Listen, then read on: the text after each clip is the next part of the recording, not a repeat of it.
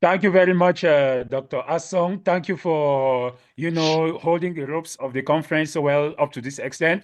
And yes, we have really come to the crux of the matter, the focus of the day today. As I said, reminding to all the pressmen whom we heartily welcome here that the leaders have already spoken. They spoke, first of all, in the MOU, and they have spoken again here. And now we want to listen to you. Please feel free to ask any type of question, probing questions, and we also thank you for your contributions that enabled us, because if we have been successful so far towards the organization because of the contributions you made when registering. You gave us some tips how to better proceed with it, and we appreciate those who are struggling with network on the ground. There are several people who have just sent a message to me. Amos Mwangsa of Youth Radio Magic FM, and I forgot his newspaper. And then just also to reiterate that the timekeeper is a third party that is almost functioning like AI.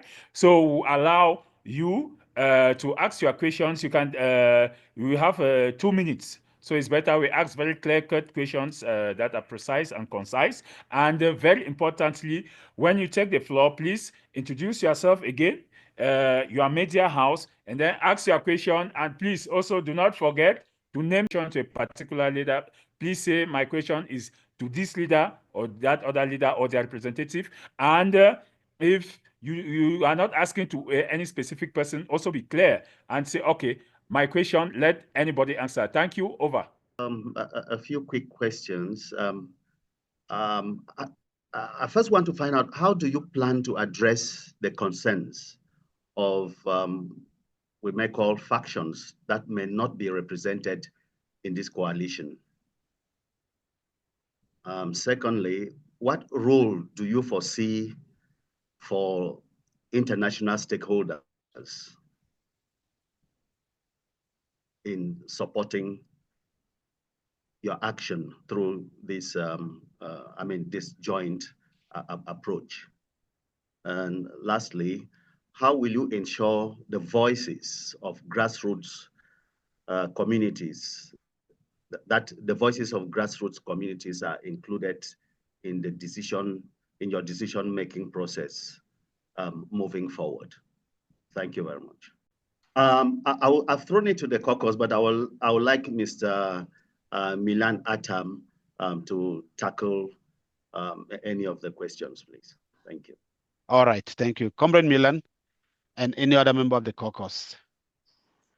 Thank you very much. Thank you, Mr. Randy Joe. Thanks also to the moderators. 3 questions. I think the final question, the third question, which relates to getting grassroots participation, while I can talk to it, it is possible that Comrade Ferdinand might want to talk to it in terms of what has been discussed by the civil society caucus, which basically englobes the grassroots. But with regards to getting the other groups which have not yet joined the initiative, I think I need to precise that right from the beginning, we did not anticipate that everybody was going to welcome this with wide open arms. There were going to be questions, there was going to be some skepticism, largely based on the miseducation of our masses over the past years. So one thing that is clear is that the caucuses are open. So the manner in which the caucuses are designed leaves room for everybody to join, to find their niche, especially those who are seeking to find solutions to the problems that we face. So if you are somebody who is an independentist, all you need to do is join the pro-independence caucus, and that will be your home. If you are a federalist, you join the Federalist caucus, and that becomes your home. And from there, you can make your contributions, push your arguments, push your agenda. So right from the beginning, the door is open to everybody. The second thing is that in order to get the caucuses set up, we looked at existing umbrella groups. And I think the same holds for civil society, the civil society caucus. We looked at existing umbrella groups. You may be aware, for instance, that the groups that went to Canada for the Canada talks, or the pre-talks in Canada, they were in all 34 groups. So that's already too many. if you wanted to invite every single group to be part of what we are doing. So, but because the 34 groups already formed part of what was called the SCPC, the Southern Cameroon's People's Conference, it was easier to rather work through the SCPC, which means under the SCPC, there are in our assumption, 34 groups which are members. The same holds for the CCFGA, which is the umbrella group that represented and still represents the Federalist Caucus. Now, other Federalist groups will join. Back to your question, what happens to those who have not joined? Number one, we expect that those who see value in what we are doing will join with time. Number two, those who do not want to join, as we anticipated, we cannot force them. We anticipated right from the beginning that there will be that resistance.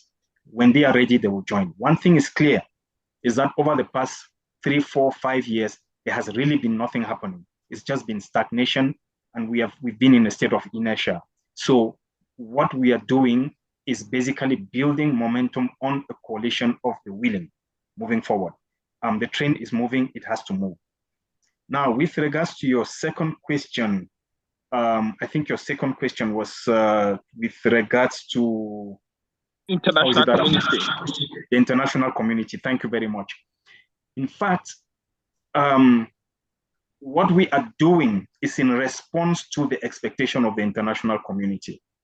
We have had the occasion to meet with quite a few international players who have continued to ask the question, when you put our issue on the table, are you talking as a representative of the grand majority of Southern Cameroonians?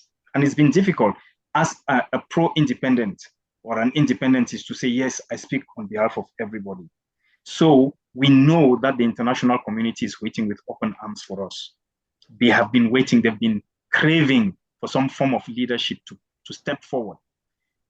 What we intend to do, and I think that will be happening in the coming months, in fact, immediately after the summit, is that we will be stepping out there and talking to the international community, and we can say in full confidence, this is a representation of the aspirations of our people. And we can, based on that, be able to represent the different facets, the different arguments of what the people of Southern Cameroons want, whether it's federalism, it's independence, or otherwise. And of course, the voices of the people on the ground will be heard as a result of the presence of the civil society caucus. So the third question, I don't know if Ferdinand would want to come in. Otherwise, I don't mind answering it, but I'll hand over to the moderators and then we take it from there. Yeah, just thank you very much, Randy Joe and also Comrade Milan for those responses.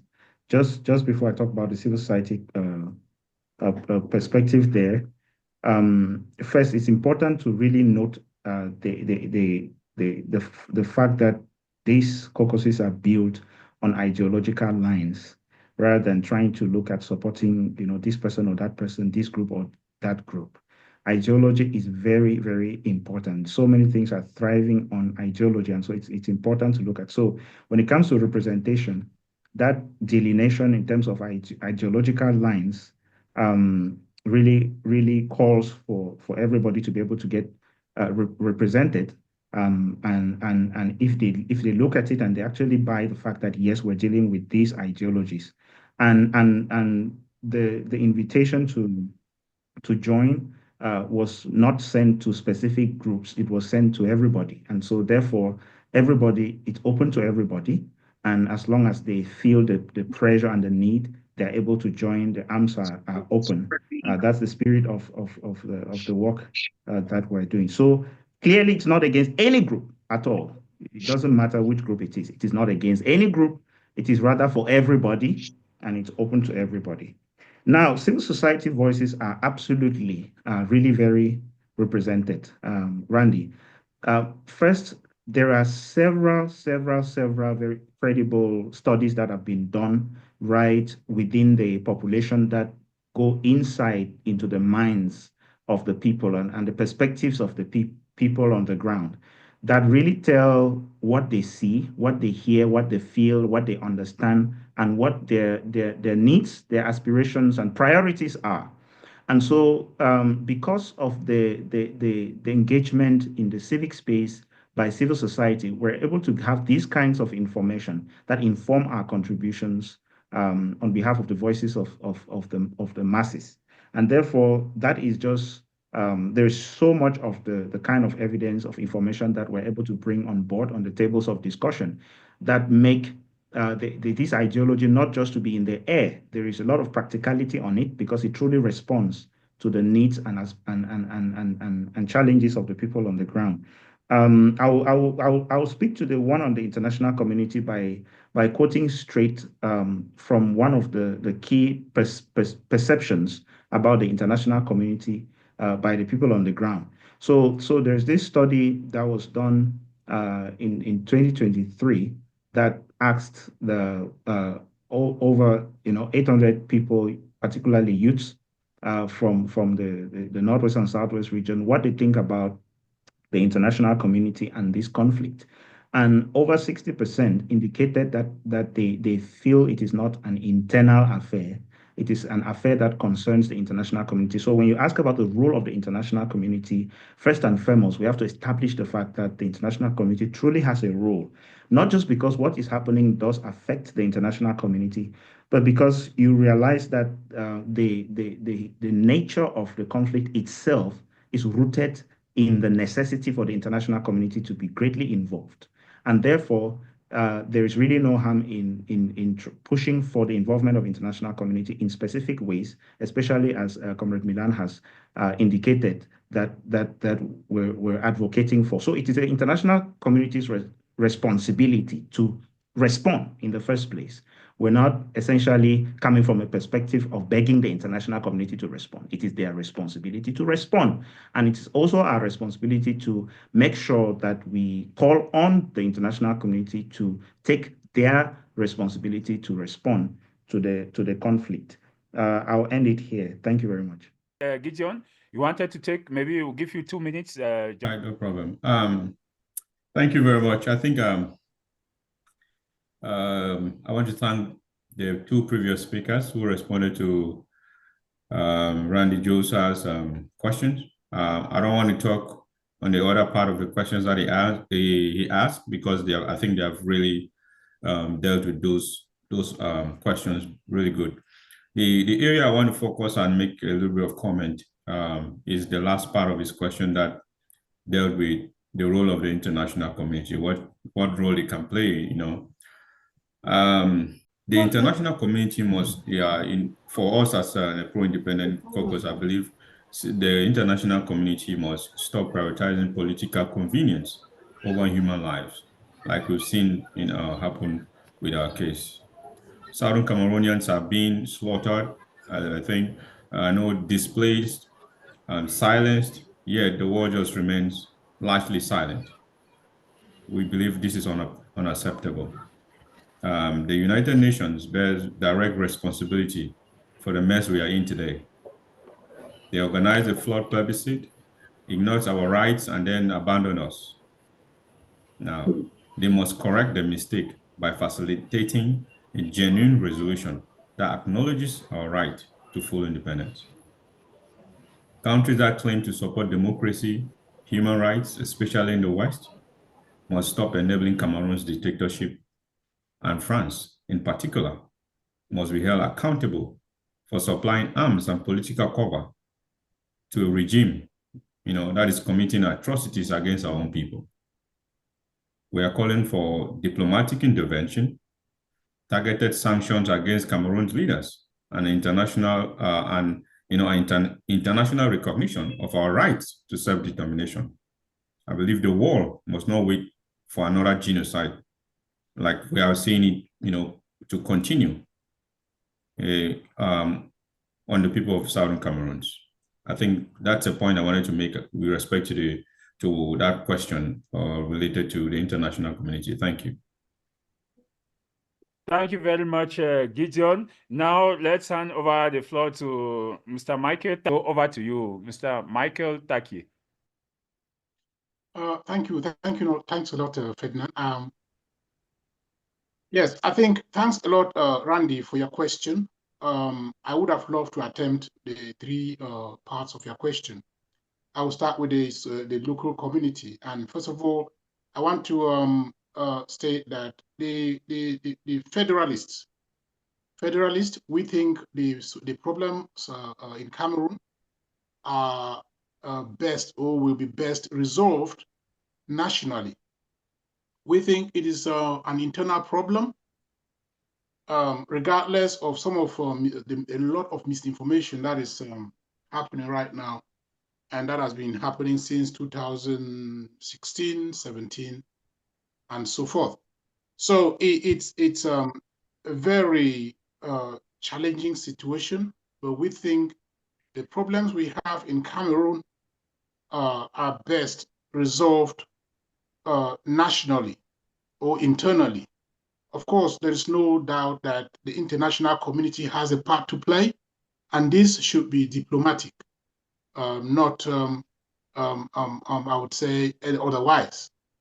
So yes, the international community, from the perspective of federalists, is being contacted. We communicate with a lot of stakeholders that have, I would say, a relationship with Cameroon with regards to our history and the contemporary nature of our country.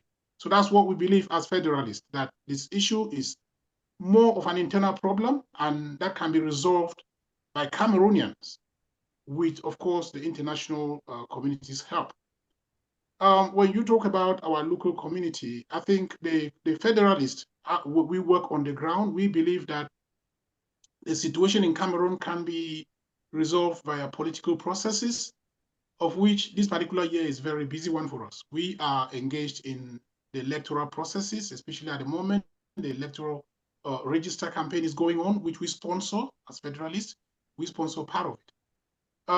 With respect to the membership, or let me say, participation of other federalists, of course, in every community, every society, there must be, somebody must start something for others to join. Even when during singing, sometimes you start the chorus and everybody joins in. So we do believe as federalists that, yes, somebody has to take the lead to create or to gather or bring people around a discussion, which is what the Coalition of Cameroon Federalist Groups are doing.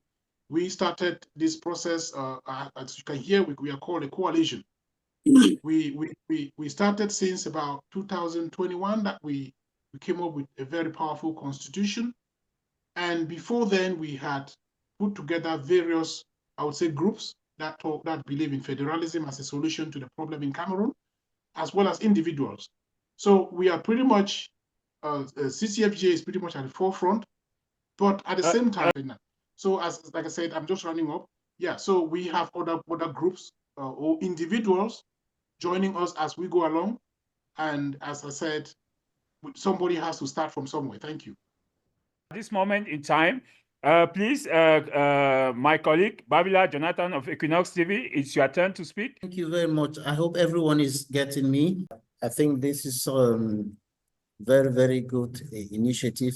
Everyone is looking towards the fruits that will fall out of this come together of the different groups representing the former British Southern Cameroons, today Northwest and Southwest regions of the country. Now, this is my question. We all know that two people can only work together if they agree. If there is no agreement, it's going to be difficult to have the expected fruits. And agreement comes with compromise. Agreement comes with one party or the other deciding to let down one position or the other, one opinion or the other, to be able to agree in order to move forward. And I'm pretty sure that everyone here will agree with me that if there is no point of agreement, because this is an issue of ideologies, as the different speakers highlighted, if there is no point of compromise as far as the different ideologies, independence, federalism, and so on, if there is no point of agreement, if there's no point of a meeting point, it's going to be difficult for this come together to prosper and for the fruits to come forth. So how are you looking forward? Because when I listen to the spokesperson of the Independence Caucus, I have the impression that everyone is at his or her own end as of now. Everyone, those who are standing for independence are holding on to it. Those who are standing for federalism, CCFGA, are holding on to it, and so on. So how are you looking forward to have a kind of come together of ideologies, a meeting point, compromise, to be able to move this initiative forward and have the expected fruits, that is putting an end to the bloodshed, the destruction, the atrocities going on in those two regions, and restore peace and normalcy? Thank you very much, Babila Jonathan. Any of the caucus members can address the question, but I can answer that. If I can give a little bit of response to your question, Brother Babila. With respect to your question about the different people work together unless they agree, I get it. Yeah, but this is what I would say. Engagement does not necessarily mean compromise. It means strategy. The biggest tool our adversaries have used against us is division. They want us fragmented, arguing amongst ourselves every time, unable to present a united front. If we allow that to continue, we weaken our movement and prolong our struggle. By engaging with federalists, by engaging our brothers and sisters in the Federalist Caucus, civil society groups, we are not abandoning our goals of independence. For example, our pro-independent caucus. Instead, we are demonstrating that we, the people of Southern Cameroon, have the maturity, the capacity to engage in dialogue amongst ourselves, even with different views. This, I believe, strengthens our international credibility. When the world sees that we can come together, despite our ideological differences, they will take us more serious. Moreover, I would say some within the federalist movements are not opposed to independence. They are just skeptical of the feasibility. By engaging them in meaningful discussions, I believe, or we believe, we have the opportunity to demonstrate why full independence is not just a dream, but a practical necessity. I believe we must win the battle of ideas within our own community first before we can effectively take on external challenges. Thank you. Sorry, could I chime in quickly? I know I joined the meeting late. If I have permission to chime in, just to add to what my comrade said. Yes, you can come in, please. 2 minutes. All right, 2 minutes. That's a bit long. So, comrades, this is just to answer what the previous comrade had mentioned before Gideon went on.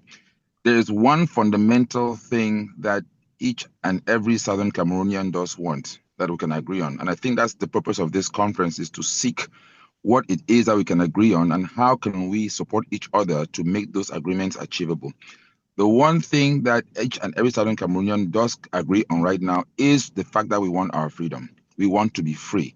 The question, or where there's a slight division in the process, is how do we achieve freedom? And like my comrade just said right now, yes, there are those who are opting for federalism because it might be a less expensive path towards freedom. When I say less expensive path, I'm referring to less bloodshed, less time consuming, less efforts, less costly, for an example. And of course, those who are looking for pro-independence say, to hell with all that, we just want to get to the end of the road and get our freedom through independence. So the fact that we can agree at least that we want freedom, now the question is, how do we get it? Do we chunk it up into small parts that we can say, for an example, we want to go through federation first, and then maybe through federation we do achieve independence, or do we want to go straight for independence? This is where our brothers and sisters may have a disagreement for various reasons. Remember also that we also understand that, especially for those of us who are in the diaspora, you will notice that there's a higher cry for freedom because our environment possesses or allows us to express our freedom, a greater call for independence because our environment allows and supports us to be able to cry out independence and not get reprimanded and not get disciplined or have a hard hand come down on most of us overseas. Whereas we recognize the fact that our brothers and sisters who are back at home, even if given the opportunity, there's still a skeptical part of it because of the situation, and they still therefore cannot also express the need for freedom in that particular route. But the one-on-one meeting does achieve two things. One, the fact that we can sit across the table one-to-one and also talk to a human being and engage. Because when talking to somebody about federalism or differences on social media, there's always a sense of negativity and trying to dilute or misunderstand or misinterpret people's words and gestures. When we sit on the table, like we did in Canada, for an example, and I talked to my friend Milan, and I talked to Gideon, and I talked to Comrade Babila, and he's expressing his point, even if it's counteractive to my point, I am much more willing to accept it because I'm talking to a human being. I'm talking to a fellow Southern Cameroonian. After the meeting, I'm dining with him. We are talking about different things. We're going out together. We're driving. So there's a lot much more you can understand. Like sometimes people say in the United States, some of the best choices and the most difficult ones are achieved on the golf course. I yield. All right. Thank you very much, Comrade Alem. Over to you, Michael. Thank you very much. Yeah, thanks a lot, Jonathan, for that question. I think that question is the main focus of this press conference, because even without this conference, there have always been, how can, two people who disagree live in the same house, or how can this happen?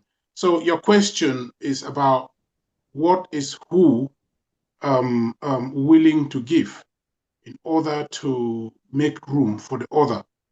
I think from the federalist perspective, I would like to address this. Federalists stand for non-violence. We have, for 8 years today, I would say, worked very hard to address the fact that whatever we are trying to achieve is impossible to achieve via a violence route. So Federalists stand for non-violence. Our brothers of the independentist faction also agree that after 8 years, war has not helped. So you can see where some of the agreements are coming in. We stand for non-violence, which is now accepted by our brothers and sisters of the independent faction. Two, I just want to make mention of something which Comrade Alem just stated. And usually during any of my interviews, I make it very clear. The Federalists are not, we don't have anything apart from federalism that we advocate for. And our reason for that is simply because we know that we are following a democratic process. We want constitutional democracy to be respected or maintained in our country. And we think, going back to the agreement that the former Southern Cameroons had around 1961 with the present La République, we would be comfortable if we have that agreement respected. So we do not seek, or we do not have any view, or we do not have any dream to go or push our position from the federalist position to whatever. We are not a stepping stone. We are not I would say, we are not on a journey from federalism to anything else. Federalism is our standpoint, is the final rule. Yeah. There are many things that bring us together than those that separate us. And just on that position, we are all looking forward to fight for the freedom of the people of former Southern Cameroons. We agree, we know that we have one common enemy, and it is the regime. So these are the agreements that we all know we have. And that alone brings us into one canopy under which we can operate. Thank you. Thank you, Comrade Mike, for your explanation. Ladies and gentlemen, please, I acknowledge your hand up. I will get back to you soon. I acknowledge your hand. Thank you, sir. I just want to remind us of the purpose of this press conference, and let's not introduce other issues that might not achieve the goal of this press conference. We respect the viewpoints of everyone, and we want to see that Southern Cameroonians can sit together on a table and talk irrespective of their views. And we want to believe that as we begin talking together, when we will see how to get the enemy to reason with us. And that's the most important point. The issue of give and takes are always there, but let's try to see that the purpose of the MOU and the purpose of this press conference is not diluted. Otherwise, we might lose a lot of time speaking. And so, Mr. Jonathan, we acknowledge your question, the melting point. And I think at this stage that we are still in the foundation phase to put ourselves together. When it comes to the time of the joining line, that line will be drawn. But first, we want to achieve the building together. Once we achieve the building together and being able to articulate our different ideologies amongst ourselves, the others will come as the time unfolds or as events will unfold. So thank you very much. My brother, can you come with your question? Mr. Co-moderator, sorry, let me interrupt here. The floor had already been promised to Vivian Ayafo. So please, Okay. let me just All flip right. the order a bit. Vivian, then the next person. Thank you. Over. Yes, the only lady in the house, Vivian Ayafo, over to you. Thank you so much. Jesus Christ, how did I find myself here with a bunch of men? Where are the women? They're missing in action. Good afternoon, good morning, good evening. I am here listening to you all, but I think this is a laudable effort having all our brothers from the different caucuses, different walks of life, different zones, northwest, southwest, whatever you want to call it, coming together to seek common solutions to the problems that's been plaguing our people, not just for 7 years, but beyond 7 years. 7 years of war, going to 8 years.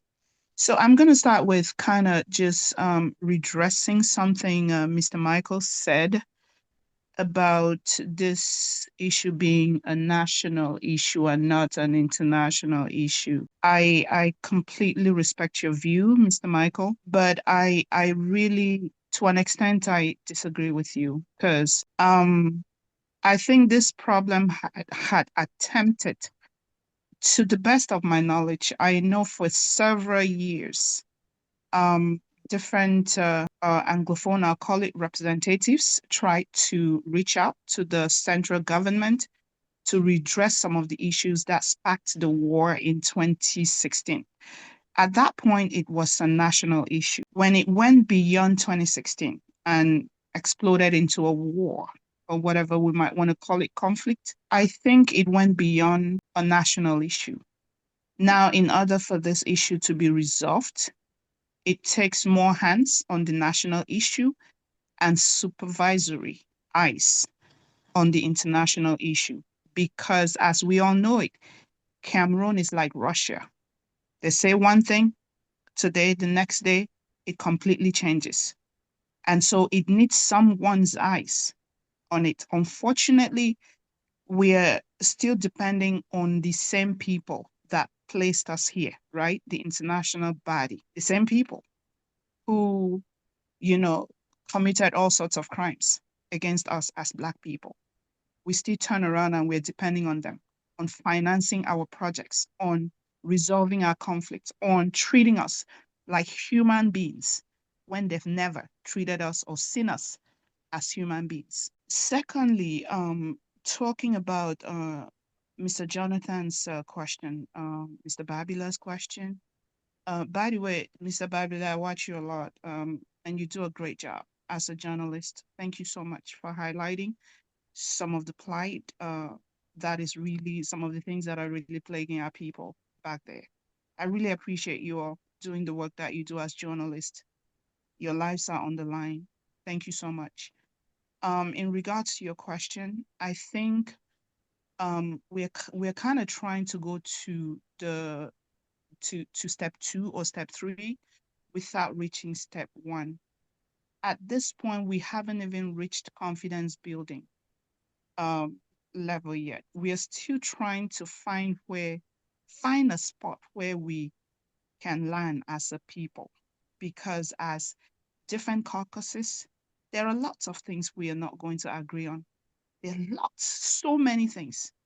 I'll give you all an example. My fellow brother here, Gideon, there's so much we disagree on politically, but trust me, when we come together, there is also so much we agree on, and that is the freedom of our people. However it comes, it's going to be decided by the people who are suffering. The people, the state of governance is going to be decided by the people, not us sitting here. So at the end of the day, I think we need to give it a chance.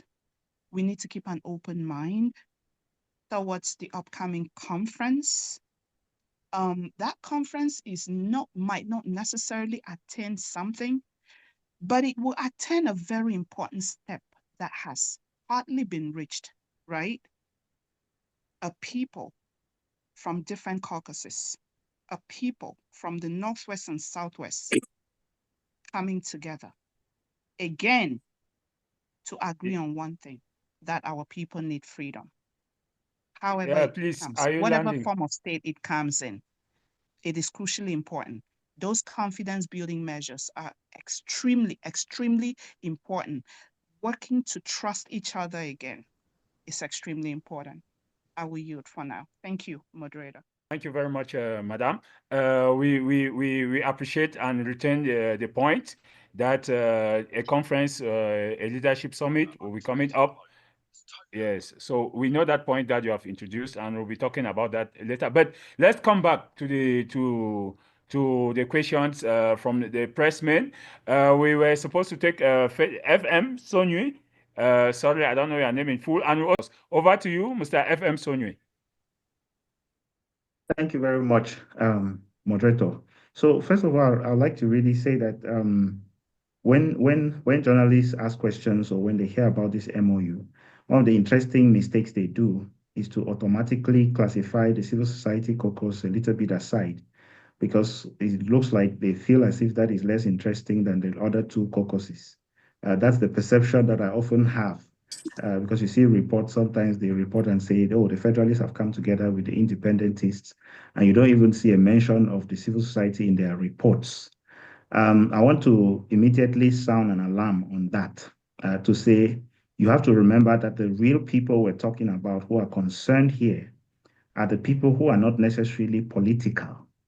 And when you talk about a solution to this conflict, it is inherently very, very political. So those who have taken a position already in terms of what political leaning they have, they can speak for themselves.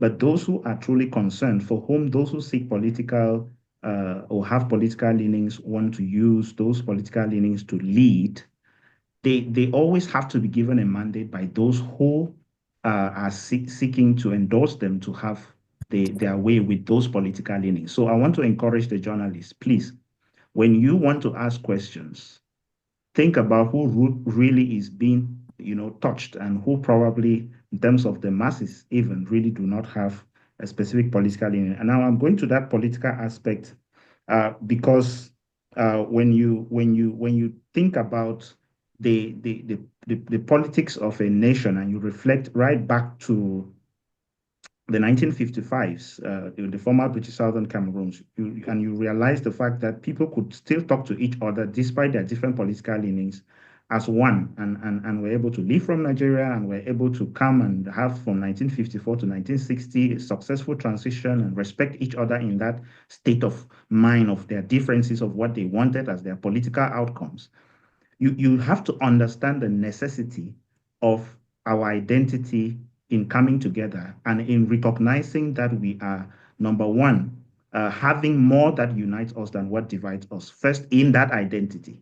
So that is a huge win in terms of in terms of gravitating towards a solution that is credible and long lasting.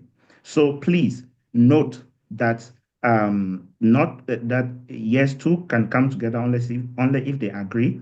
But yes, we agree on the fact that we are from former British Southern Cameroons, and that is not just sufficient, that is huge in terms of making us want to come together and to listen to each other. Now, back to the issue of listening to each other, I want to state here clearly that whether internally among the former British Southern Cameroonians or with maybe the government of Cameroon and the international community.